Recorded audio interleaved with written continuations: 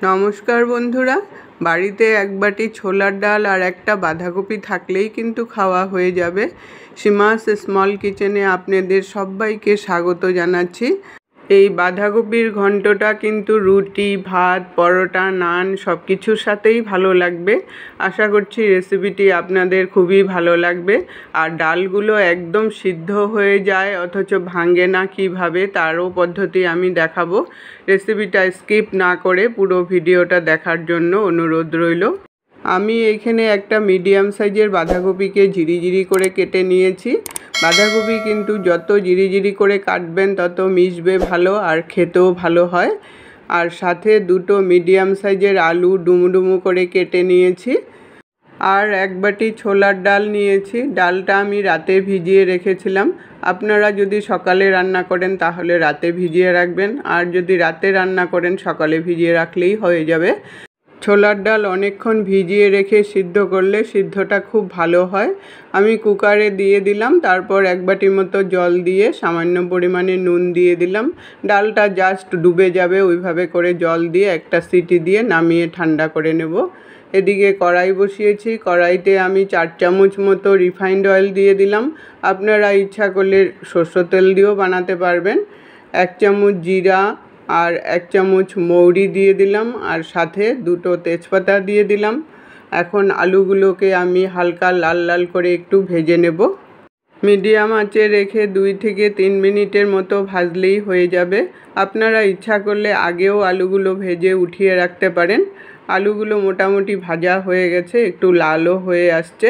এখন আমি এটার মধ্যে 1 চামচ হলদি পাউডার দিয়ে দিলাম আর 1 চামচ জিরা পাউডার দিয়ে দিলাম।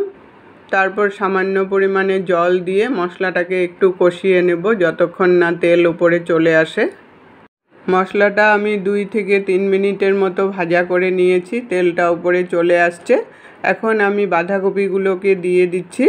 বাঁধাকপিগুলো দিয়ে ভালো করে নেড়ে মশলার সাথে মিশিয়ে নিতে হবে। মিশিয়ে নিয়ে তারপর আমি 5 মিনিটের জন্য ঢাকা দিয়ে দেব। সাথে আমি 4টা কাঁচা লঙ্কা দিয়ে দিলাম। কাঁচা লঙ্কাটা দিয়ে নেড়ে আমি এখন 5 মিনিটের জন্য ঢাকা দিয়ে দেব। এতে করে বাঁধাকপিগুলো একটু মজে যাবে, তাহলে নুনের আন্দাজটা বোঝা যাবে। 5 মিনিট পরে আমি ঢাকাটাকে উঠালাম। বাঁধাকপিটা অনেকটাই মজে গেছে। এখন আমি আরেকটু ভালো করে নাড়াচাড়া দিয়ে নিলাম। তারপর স্বাদ অনুসারে নুন দিয়ে দিলাম। নুনটা দিয়ে ভালো করে মিশিয়ে নিলাম। মিশিয়ে নিয়ে আমি আরও 5 মিনিটের জন্য ঢাকা দিয়ে দেব। এইভাবে ঢাকা দিয়ে দিলে বাঁধাকপিটাও সিদ্ধ হয়ে যাবে আর আলুটাও সিদ্ধ হয়ে যাবে। 5 মিনিট পরে আমি ঢাকাটাকে উঠালাম। বাঁধাকপির থেকে অনেকটা জলও বেরিয়েছে আর অনেকটা সিদ্ধও হয়ে আসছে। এখন আমি 2 মিনিটের মতো নেড়ে চেড়ে একটু জলটা শুকিয়ে নেব। এইভাবে করে বাঁধাকপিটা শুকিয়ে নিলে খেতেও ভালো হবে। তারপর ব্যালেন্স হওয়ার জন্য একটু চিনি দিয়ে দিলাম। চিনিটা দিয়ে ভালো করে মিশিয়ে নিলাম। নিয়ে এখন আমি আরেকটু ভাজা করে নেব। বাঁধাকপি যত বেশি শুকাবেন তত খেতে টেস্ট হবে। সিদ্ধ করা ডালটা দিয়ে দিলাম। ডালটা আমি সিদ্ধ করে জাজরিতে উঠিয়ে জলটা ঝরিয়ে নিয়েছিলাম। এইভাবে করে ডালটা সিদ্ধ করে জাজরিতে উঠিয়ে রাখলে জলটাও ঝরে যাবে আর একটা ঝরঝরা ভাব থাকবে। তারপর আমি আরও 2 মিনিটের জন্য ঢাকা দিয়ে দিলাম।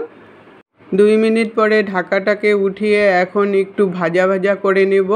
যেটুকুন জল আছে এই জলটাকে আমি একটু মিডিয়াম আঁচে রেখে অনবরত নেড়ে নেড়ে শুকিয়ে নেব। বাঁধাকপি হয়তো আপনারা অনেকভাবেই রান্না করে খেয়েছেন। এইভাবে একবার নিরামিষ পদ্ধতিতে রান্না করে দেখবেন, খুবই ভালো লাগে। 1 চামচ ঘি দিয়ে দিলাম আর 1 চামচ গরম মশলা দিয়ে দিলাম। এই ঘি আর গরম মশলাটা দেওয়াতে কিন্তু রেসিপিটার মধ্যে একটা দুর্দান্ত স্বাদ আসে। এখন ভালো করে নেড়ে চেড়ে আমি নামিয়ে নিলাম। আজ আমি সম্পূর্ণ নিরামিষ পদ্ধতিতে ছোলার ডাল দিয়ে বাঁধাকপির ঘন্ট বানালাম। দেখুন ডালটা একদম ভাঙেও নি আর সিদ্ধও হয়ে গেছে পুরোপুরিভাবে। পুরো আস্তা আস্তা ডাল রয়েছে, দেখতে খুব ভালো লাগে এইভাবে করে বানালে। রেসিপিটা যদি আপনাদের একটু হলেও মনে ধরে থাকে তাহলে লাইক দিয়ে শেয়ার করে দিবেন বন্ধুদের কাছে। আজকের টিপস, বাঁধাকপি যত জিরিজিরি করে কাটবেন মিশবে ভালো আর সিদ্ধও করতে হবে না। এতক্ষণ সঙ্গে থাকার জন্য আপনাদেরকে অসংখ্য অসংখ্য ধন্যবাদ। আবার দেখা হবে নতুন রেসিপির সাথে। সুস্থ থাকুন, ভালো থাকুন।